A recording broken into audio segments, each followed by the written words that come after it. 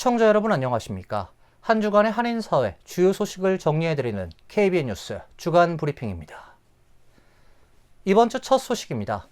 사회보장국이 생활보조금 SSI 신청자와 수급자의 신고 내용과는 관계없이 금융계좌를 직접 조회하는 등 자격검증을 강화하고 있는데요. 해외 체류 여부 확인에 이어 수급 자격 검증 강화의 연장선입니다. 사회보장국은 어제 생활보조금 신청자가 신고한 소득이나 자산 규모와 관계없이 모든 신청자와 기존 수급자의 금융계좌를 면밀하게 재심사하고 있다고 밝혔습니다. 사회보장국은 미신고 자산을 사전에 확인해 부적절한 지급을 막기 위한 조치란 설명입니다. 이 같은 검증은 금융기관 정보 조회 시스템을 통해 이루어지며 올해 5월부터 신규 승인 신청자에게 전면 적용되고 있습니다. 정보 조회는 신고된 계좌 잔액을 금융기관 자료와 대조하고 신청자의 거주지 등을 기준으로 인근 금융기관을 검색해 신고되지 않은 계좌까지 찾아내는 시스템입니다. 사회보장국은 한 차례 자격심사에서 개인별로 최대 10건의 지역 기반 검색을 실시할 수 있습니다. 과거에는 신청자가 신고한 계좌를 중심으로 자산을 확인했다면 이젠 금융기관 자료를 직접 대조해 미신고 계좌까지 확인하는 방식으로 검증이 강화된 것입니다. 사회보장국은 자산 기준을 초과한 금융자산이 SSI 지급 오류의 주요 원인 가운데 하나라고 설명했습니다. 자진 신고에 의존하던 방식에서 지급 전에 자격을 확인하는 방식으로 전환하고 있다는 것입니다. SSI는 개인 $2,000, 부부 $3,000 이하의 자산 기준을 충족해야 수급 자격을 유지할 수 있습니다. 다만 실제 거주하는 주택과 차량 한 대, 생활용품, 일정 금액 이하의 생명보험, 장례 관련 자금, 자영업용 재산, 패스계좌, $100,000 이하의 에이블 계좌 등은 자산으로 계산하지 않습니다. 이번 조치는 올해 들어 이어지고 있는 수급 자격 검증 강화 기조의 연장선으로 풀이되고 있습니다. 앞서 사회보장국은 DHS의 출입국 기록을 활용해 30일 이상 해외에 체류한 SSI 수급자의 해외 체류 여부도 직접 확인하기 시작했습니다. 연방정부가 퀸즈 플러싱 일대 데이케어와 홈케어 업체의 사기 의혹 관련 수사를 진행 중에 있습니다. 매음의 도주 CMS 청장은 파티는 끝났다고 경고했습니다. CMS의 매음의 노주 청장은 지난 19일 뉴욕 WABC 라디오 프로그램에 출연해 퀸즈와 브루클린은 메디케이드 부정수급 사기가 가장 만연한 지역이라고 지목하며 사기범들이 노인들의 메디케이드 수혜자 번호를 도용, 탈취해 허위 및 사기 청구를 남발하고 있다고 지적했습니다. 오즈 청장은 어덜트 데이케어와 홈케어, 간병인 지정 프로그램 등 사기 혐의가 짙은 프로그램에 대한 연방 차원의 단속은 이미 시작됐다며 파티는 끝났다고 경고했습니다. 오즈 청장은 뉴욕주 정부의 미온적인 대처를 강하게 비판했습니다. 뉴욕주 정부가 메디케이드 사기 단속에 뒷짐을 지면서 뉴욕주는 메디케어 지출 전국 1위라는 오명을 쓰게 됐다고 지적했습니다.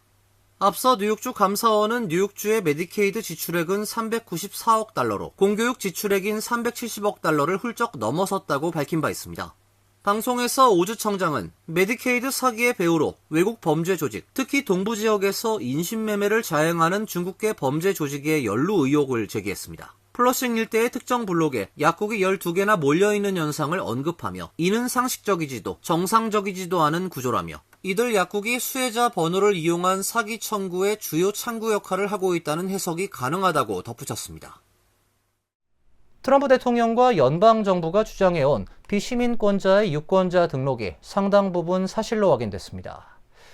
셰릴 주지사는 차량국 소프트웨어 오류 때문에 6,000명이 넘는 비시민권자가 유권자로 등록됐다고 밝혔습니다. 마이키 셰릴 주지사는 어제 뉴저지주 차량관리 시스템의 심각한 소프트웨어 오류로 2023년 6월부터 2024년 6월 사이 자신이 미시민권자가 아니라고 표기한 약 6,600명이 유권자로 등록됐다는 사실을 알게 됐다라고 밝혔습니다. 주지사는 이들은 운전면허증과 신분증을 신청하면서 키패드로 시민권자인지에 대한 질문에 아니오라고 답했지만 시스템은 이들을 유권자로 등록했다고 설명했습니다. 해당 오류 탓에 유권자로 신규 등록된 이들 중 실제 투표를 한 이들은 400명 미만인 것으로 조사됐다고 셰릴 주지사는 전했습니다. 셰릴 주지사는 잘못 등록된 사람을 명부에서 삭제하고 시스템 운영업체 교체를 지시했다고 밝혔습니다. 마크 웨인 멀린 국토안보부 장관은 X에 글을 올려 셰릴 주지사의 이날 발표를 환영했습니다. 멀린 장관은 이 일은 진작 이루어졌어야 할 일이라며 단 한 표의 불법 투표로 미국 시민 한 사람의 표가 무효화된다라고 말했습니다. 멀린 장관은 다만 뉴저지의 비시민권자가 최대 35,152명 유권자로 등록됐을 가능성이 있다며 DHS 자체 조사 결과에서 나온 수치를 거듭 강조했습니다. 앞서 DHS는 캘리포니아주 19만 832명, 뉴저지주 35,152명, 네바다주 15,903명, 펜실베니아주 14,576명 등 유권자 명부에 비시민권자가 등록된 게 자체 확인됐다며 이들 주 국무장관의 관련 사실을 경고하는 서한을 보낸 바 있습니다. 트럼프 대통령도 지난 16일 대국민 연설에서 자신이 재선에 실패한 지난 2020년 대선에 중국이 광범위하게 개입, 선거 결과에 영향을 미치려 한 정황이 드러났다며 해당 법안 처리를 촉구한 바 있습니다. 가족이민 영주권 문호가 대폭 개선됐습니다. 1순위는 약 10개월 진전했고 2순위도 6개월가량 앞당겨졌습니다. 취업이민 역시 소폭 개선됐습니다.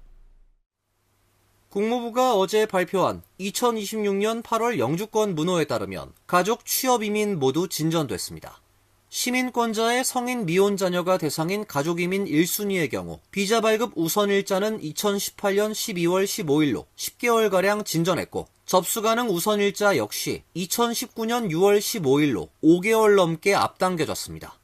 영주권자 배우자와 미성년 자녀가 해당되는 가족이민 2A순위의 비자 발급 우선일자는 2026년 7월 22일로 1년 6개월 넘게 진전했고 접수 가능 우선일자는 계속해서 오픈 상태를 유지했습니다. 가족이민 2B순위는 비자 발급 우선일자가 2018년 1월 1일로 2개월가량 앞당겨졌습니다. 접수 가능 우선일자도 6개월 넘게 개선됐습니다.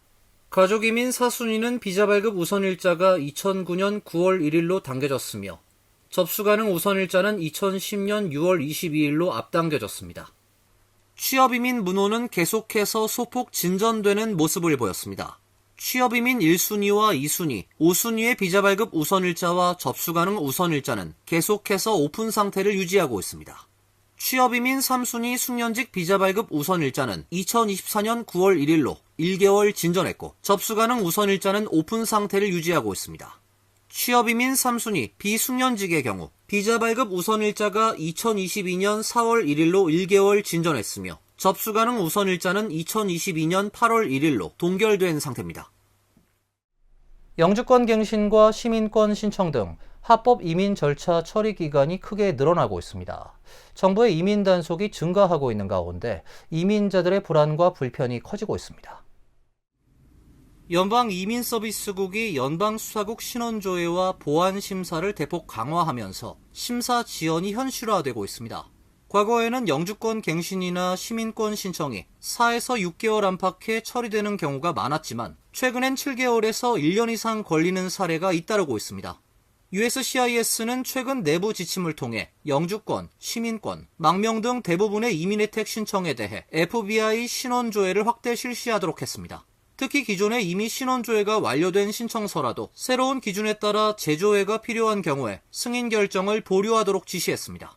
이번 조치는 트럼프 대통령이 지난 2월 서명한 행정명령의 후속 조치입니다.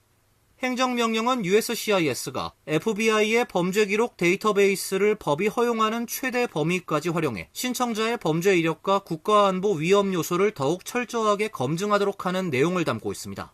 새 지침에 따라 지문 제출이 필요한 대부분의 이민 신청이 강화된 심사 대상이 됐습니다. 영주권과 시민권 신청뿐 아니라 시민권자와 영주권자의 가족 초청 및 약혼자 비자 청원 등도 포함됩니다.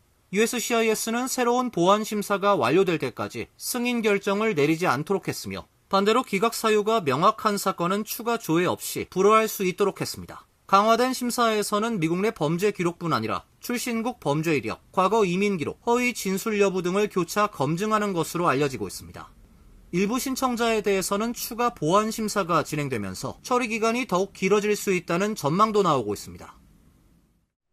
연방의회가 모든 아동과 청년에게 무상 공공건강보험 혜택을 제공하는 파격적인 법안을 추진하고 나서 귀추가 주목되고 있는데요. 미국의 무보험 아동 비율은 전체 아동의 6%로 최근 10년 사이 가장 높은 수준을 기록하고 있습니다. 뉴저지를 대표하는 민주당 앤디 김 연방 상원 의원이 미국에서 태어난 모든 아동에게 연방 정부가 의료보험을 제공하는 이른바 메디키즈 법안을 21일 발의했습니다. 법안은 사회보장법을 개정해 모든 신생아 출생과 동시에 메디키즈에 자동 가입시키고 26세까지 의료보험 혜택을 받을 수 있도록 하는 것이 골자입니다. 부모나 법정 대리인 등 보호자는 자녀가 미성년자인 동안 메디키즈 가입을 해지할 수 있으며 가입자가 18세가 되면 본인이 직접 가입 여부를 결정할 수 있습니다. 다만 해지를 위해선 다른 의료보험에 가입해야 합니다. 이 보험은 오바마 케어가 규정한 최소 필수 의료보장 기준을 충족하도록 하고 있습니다. 김 의원은 충분한 의료보험 혜택을 받지 못한 미국 아동이 2,300만 명, 의료보험에 가입을 하지 못한 아동도 450만 명에 이른다며 법안의 필요성을 강조했습니다. 조지타운대 아동가족센터의 최근 연구에 따르면 지난 2024년 미국의 무보험 아동 비율은 전체 아동의 6%로 최근 10년 사이 가장 높은 수준을 기록했습니다.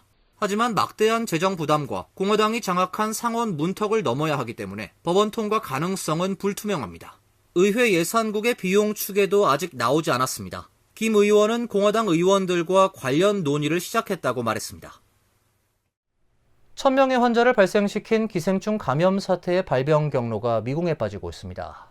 FDA는 테일러 팜스의 양상추가 발병 원인이라고 발표한 지 하루 만에 잘못된 판정이었다고 번복했습니다. 폴리티코는 식품의약국이 대형 농산물 공급업체 테일러 팜스의 양상추가 사이클로스포라증과 관련이 있다는 실험실 결과가 가짜 양성으로 판정됐다고 보도했습니다. 앞서 FDA는 테일러 팜스에 오염된 멕시코산 아이스버그 양상추가 타코벨 등에 공급되면서 전국적인 기생충 감염 사태를 일으켰다고 발표를 했지만 이를 번복한 셈입니다. 테일러 팜스 측은 FDA가 이 같은 오판에 대해 회사 측에 사과를 했다고 밝혔습니다. 다만 명확한 원인이 확인되지 않은 상황에서 테일러 팜스의 양상추 리콜은 그대로 진행할 예정입니다. FDA도 실험실 결과와는 별개로 테일러 팜스와 사이클로스포라증 발병의 연관성을 배제하지 않고 있습니다. 워싱턴 포스트에 따르면 FDA는 SNS를 통해 FDA의 역학조사와 발병 데이터는 테일러 팜스의 아이스버그 양상추를 원인으로 지목하고 있다고 재차 주장했습니다. FDA 측은 현재까지 사이클로스포라증 원인 기생충이 검출된 제품은 없다면서도 가짜 양성 결과가 오염이 없었다는 증거는 되지 못한다고 덧붙였습니다. 뉴욕, 뉴저지 한인사회와 함께 성장 발전해온 본방송 KBN-TV가 창사 20주년을 맞았습니다. 새로운 20년을 준비하는 KBN은 급변하고 있는 미디어 환경에 맞춰 새롭게 도약합니다. 지난 2006년 7월 21일 설립된 KBN은 디지털 방송 시스템을 이용한 정시 편성, 고화질 방송, 신속 정확한 보도로 한인 방송을 한 차원 업그레이드 시켰다는 평가를 받았습니다. 개국 당시 뉴저지 듀몬드에 위치한 본사를 2009년 뉴저지 한인타운의 중심인 팰리세이즈 파크로 이전하고 방송 권역을 뉴욕, 뉴저지 대부분의 지역으로 확대하면서 명실상부한 미 동부 최대 한인 방송으로 발돋움했습니다. KBN 창립 20주년을 진심으로 축하드립니다. 지난 20년간 KBN은 동포사회의 목소리를 미국 사회에 당당하게 전했습니다. 또한 한인사회 공동체를 잇는 소중한 다리 역할을 충실하게 해왔습니다. 앞으로 동포 여러분들과 함께 더욱 사랑받는 우뚝 서는 대표 언론이 되기를 진심으로 기원합니다. 지난 20년 동안 우리 한인사회와 함께 성장해왔던 KBN TV 방송사가 어느덧 창립 20주년을 맞이했습니다. 그동안 한인사회의 기쁘고 슬픈 일을 함께하고 또 한인사회와 언제나 함께 해왔던 KBN 방송사의 창립 20주년을 진심으로 축하드립니다. KBN 창립 20주년을 진심으로 축하드립니다. 지난 20년 동안 KBN은 한인사회 발전에 일익을 담당해 왔습니다. 정확하고 빠른 정보로 동포들의 눈과 귀가 되어주었고 정의로운 대변자로 동포사회를 이끌어 왔습니다. 앞으로도 올바른 언론사의 역할을 다 해주시길 진심으로 기원합니다. KBN은 새로운 20년을 준비하고 있습니다. 급변하고 있는 미디어 환경에 맞춰 유튜브 등 SNS 편성을 확대하고 시청자들과 실시간 소통할 수 있는 기반도 마련합니다. 더욱 빠르고 정확한 보도로 한인사회와 함께하는 방송이 되도록 최선을 다하겠습니다. 이상으로 KBN 뉴스 주간 브리핑을 마칩니다. KBN과 함께 즐거운 주말 되시길 바랍니다.